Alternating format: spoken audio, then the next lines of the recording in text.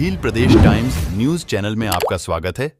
आज अपन लोकसभा चुनाव के बारे में कुछ ज़रूरी सवाल पूछेंगे जिससे आप अच्छे गरिमापूर्ण बताएंगे।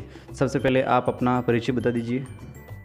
करुणेश डिंडोर, ब्लॉक अध्यक्ष गलियाकोट, भारत आदिवासी पार्टी।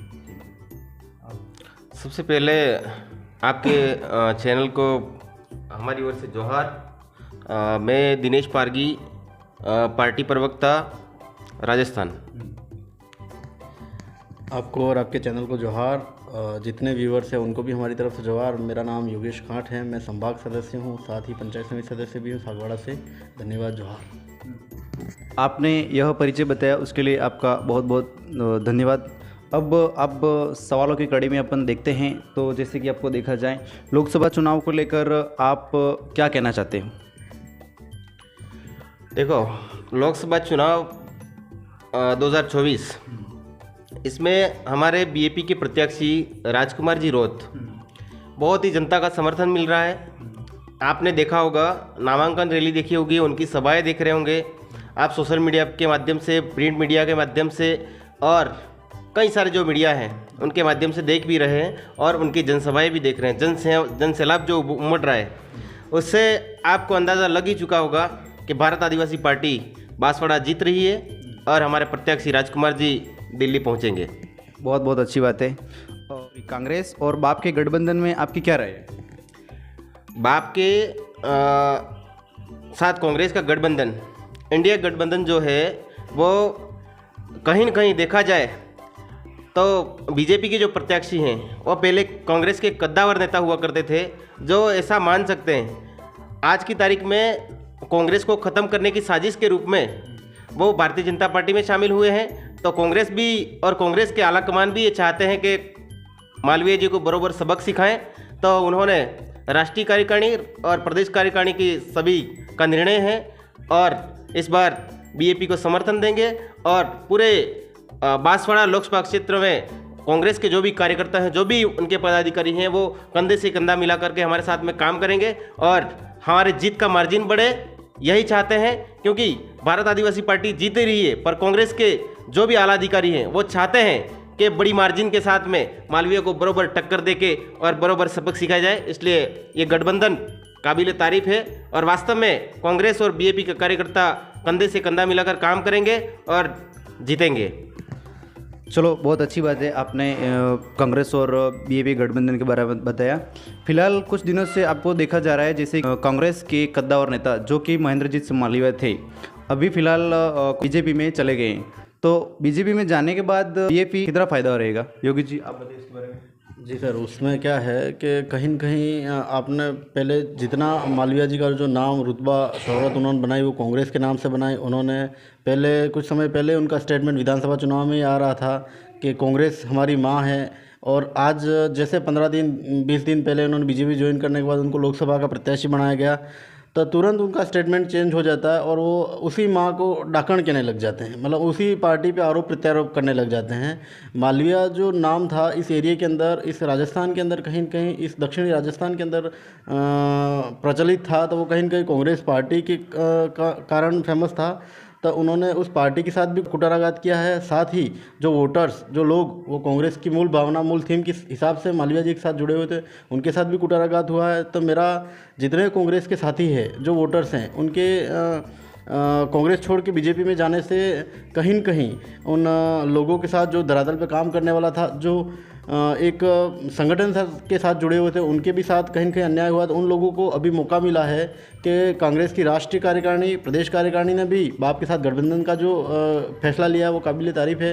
तो उस फैसले को मानते हुए मैं तो यहाँ के जितने लोग हैं, भले कांग्रेस के हैं और बीजेपी में भी, क्योंकि बीजेपी में भी जितने पूर्व के लीडर रहे जिन्होंने धरातल पर काम किया, उनको सबको साइड में करके 10 दिन 15 दिन पहले कांग्रेस से बीजेपी में आने वाले लोग को टिकट मिल जाती है, तो पहले यहाँ काम करने वाले सभी शून्य हो गए। मेरा तो बीजेपी के जितने कार्यकर्ता उनसे भी निवेदन है, कांग्रेस के कार्यकर्ता उनसे भी निवेदन है, आप इस लोकतंत्र के त्यौहार में कहीं न कहीं हमारे भारत आदिवासी पार्टी के प्रत्याशी राजकुमार जी रोत साहब हैं, उनके समर्थन में आए, उनको अधिक से अधिक वोट दिलाए और जो हाईकमान वाला फैसला है उसको चैलेंज करके बताया कि कहीं न कहीं वास्तव में जो धरातल पे कार्यकर्ता उसके साथ कुठाराघात हुआ, उसका रिजल्ट आपके सामने है।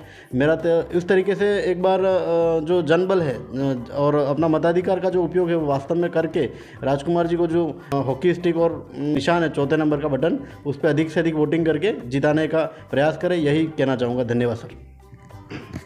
4थे नंबर के बटन से राजकुमार जी ने कल सागवाड़ा में एक माओजी महाराज की भविष्यवाणी है या उनके दोहे, उनके बारे में कुछ बखान किया था, शायद आपको याद होगा, कुछ बताइए उसके बारे में।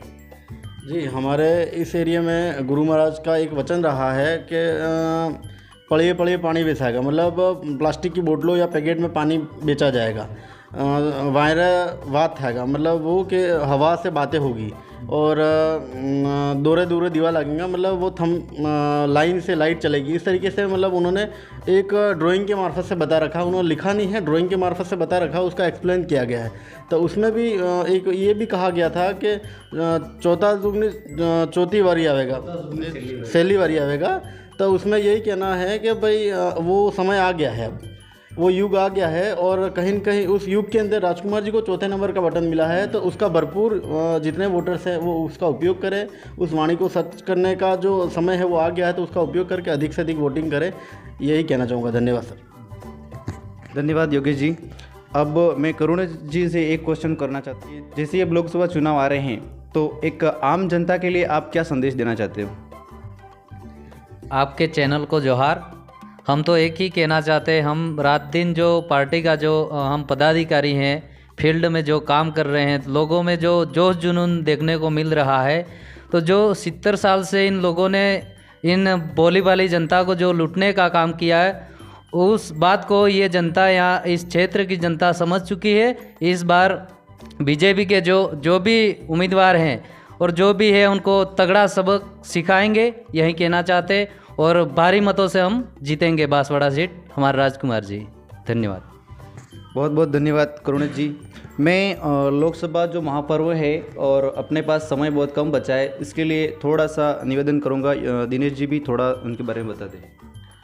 समय कम है, आज इस युग में जनता जागरूक है।